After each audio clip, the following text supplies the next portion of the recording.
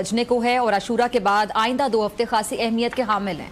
इसी अरसे में तय होगा कि सियासी जमातें इंतखाबात के लिए मैदान अमल में निकलेंगी या फिर इलेक्शन कमीशन के ऐलान का इंतजार करेंगी। अच्छा, पिछले 1 महीने से दुबई जो पाकिस्तानी सियासत का मरकज बना रहा और मीडिया पर असम्बलीज की जो तहलील है और निगरान हुकूमत को लेकर एक के बाद एक हम देख रहे हैं कि इंकशाफात किए जा रहे हैं, लेकिन ऑफिशियली जो मुलाकातों की हमेशा से हम देख रहे हैं कि तरदीद होती रही है। मुस्लिम लीग नून की चीफ ऑर्गेनाइजर मरियम नवाज भी वहीं थी जो मुत्तहिदा अरब अमारात में वालिद के साथ 1 महीना गुजारकर वतन वापस आ चुकी हैं। कहा यह जा रहा है कि वो दुबई में हर सियासी मुलाकात का लाजमी हिस्सा रही हैं और एक अरसे से मरियम नवाज साहिबा के साथ साथ उनका जो ट्विटर अकाउंट है, आपने इस बात पर गौर किया होगा कि काफ़ी खामोश है, जिसे बाज़ मुबस्सिरीन सियासी हिकमत अमली या कह लें कि स्ट्रैटेजी उससे ताबीर कर रहे हैं। अच्छा, 2017 में मरियम नवाज साहिबा ने, आपको याद होगा, जब अमली सियासत में कदम रखा था तो इंतखाब में हिस्सा लेने के बाद काफ़ी अरसे तक वो खामोश रही थी। तब भी काफ़ी ज़्यादा चहमगोइयाँ होती रही, तबसरे होते रहे इस बात पर,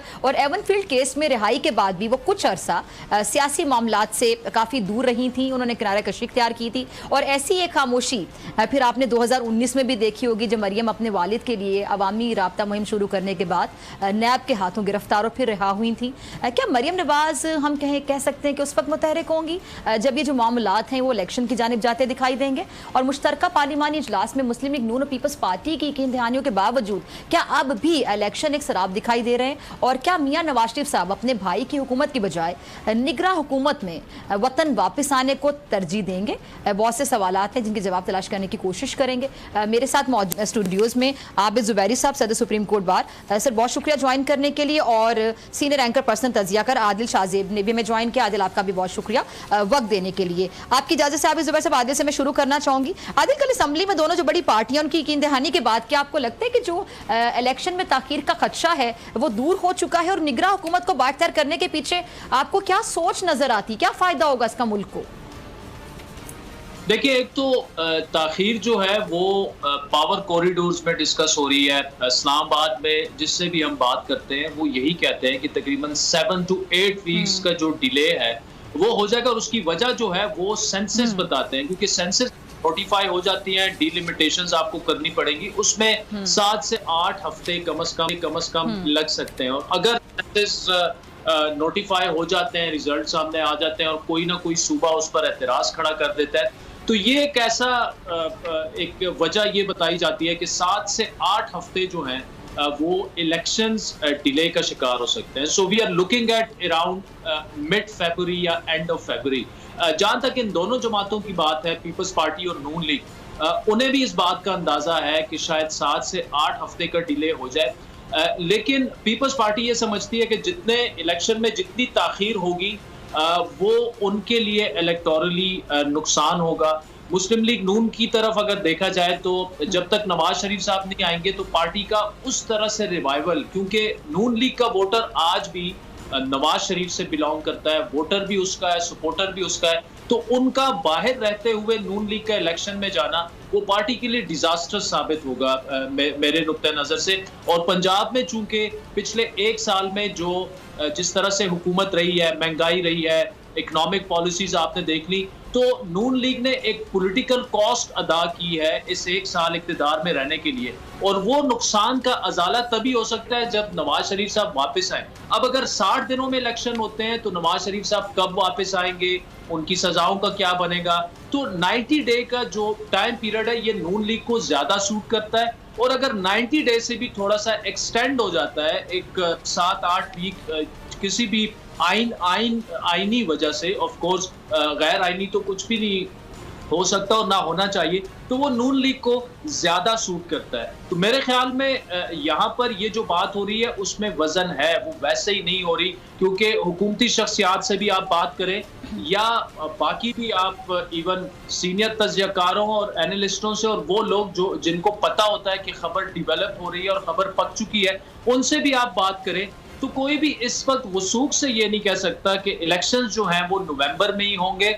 और वजह जिस तरह मैंने पहले एक्सप्लेन की, 6 से 7 वीक का डिले जो है वो आ सकता है इंतखाबात में। और इस बात का इदराक पीपल्स पार्टी को भी है, इस बात का वो नून लीग को भी है। और जहां तक केयर टेकर सेटअप की बात है तो जाहिर बात है केयर टेकर सेटअप 3 महीने का आना कुछ और बात है, और अगर वो थोड़ा सा एक्सटेंड हो जाता है, 7-8 वीक उसमें लग जाते हैं, वो फिर और बात है। और हर सियासी जमात जो कि इस वक्त बरसर इक़्तिदार है, उन्हें अपने स्टेक्स को और अपने सियासी मामलात को देखते हुए ही फैसले करने हैं।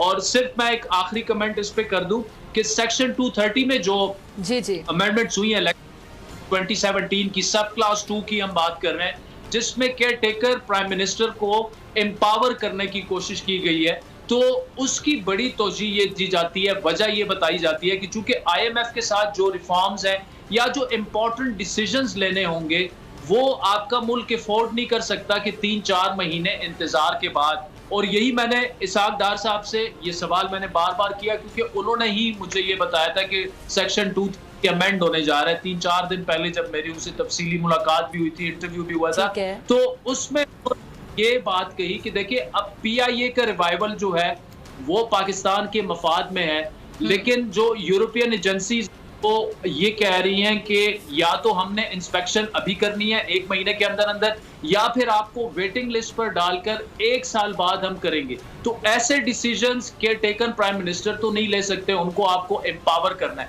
ये उनकी तोजी है। लेकिन जो ओपोजिशन है, खुसूसन तहरीक इंसाफ है, वो ये समझती है कि इसलिए एम्पावर किया जा रहा है केयर टेकर प्राइम मिनिस्टर को क्योंकि ये अपना बंदा कोई लेके आना चाह रहे हैं, और शायद इनके जहन में ये 4 से 5 महीने बाद इलेक्शंस होंगे तो इनका अपना बंदा होगा, वो एम्पावर भी होगा का पॉइंट ऑफ व्यू।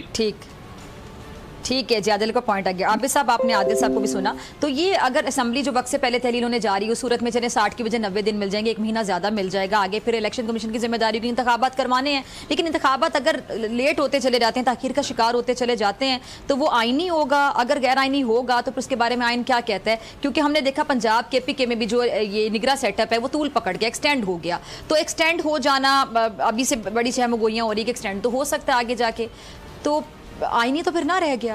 बिस्मिल्लाहिर्रहमानिर्रहीम, बहुत शुक्रिया आपका। देखिए, आप बिल्कुल सही कह रही हैं।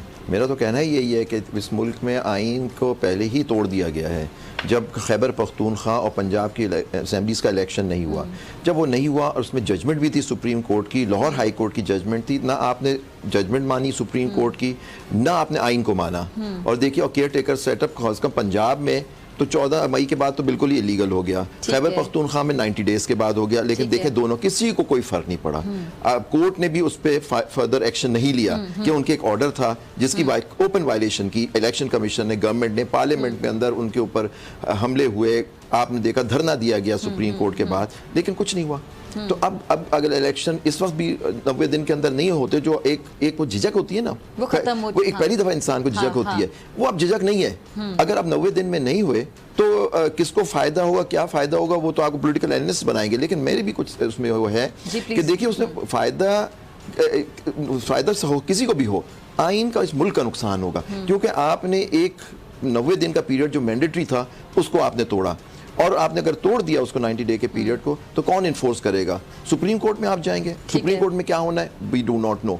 लेकिन इशू ये है कि देखिए, फायदा ये होगा कि अब देखें जो आर्टिकल सेक्शन 230 में जो अमेंडमेंट हुई है, और केयर टेकर प्राइम मिनिस्टर जिसको सुप्रीम कोर्ट की जजमेंट, खुद ख्वाजा आसिफ के केस में, जो आजकल डिफेंस मिनिस्टर है, उनके केस में सुप्रीम कोर्ट ने एक जजमेंट दी थी कि केयर टेकर प्राइम मिनिस्टर का काम सिर्फ डे टू डे है। उसकी वजह ये थी ताकि ये तूल ना पकड़े, ठीक है, और उसको आपने खत्म कर रहे हैं, आप उसको एम्पावर कर रहे हैं। अब ये डिपेंड करता है कि कौन आपका केयर टेकर आता है। अगर आपके लोग आ जाते हैं, ठीक है, आपको फायदा है, और इलेक्शन डिले होता है, हो सकता है लोग उस वक्त तक इनकी जो माशी पॉलिसी थी जिससे लोगों को तकलीफ है, हो सकता है लोग भूल जाए, हो सकता है इनको फायदा हो इकोनॉमिकली। लेकिन आइन इसमें सबसे बड़ा विक्टिम जो है अवाम है, पाकिस्तान की आपकी इकोनॉमी है, और ये हमारा आइन।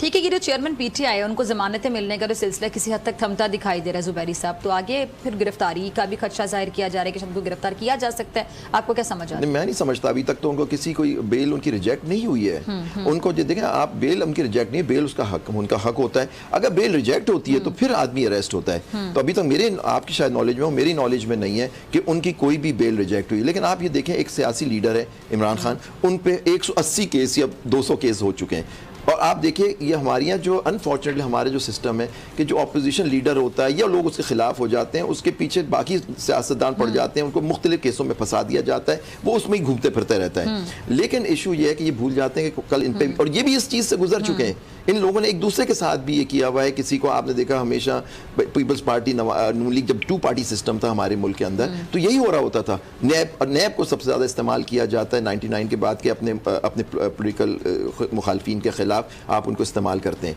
तो लेकिन देखिए ये जो सब चीज़ें, ये आइन और कानून की बात तो ख़त्म हो जाती है जी। ठीक है आदिल, मैं आपके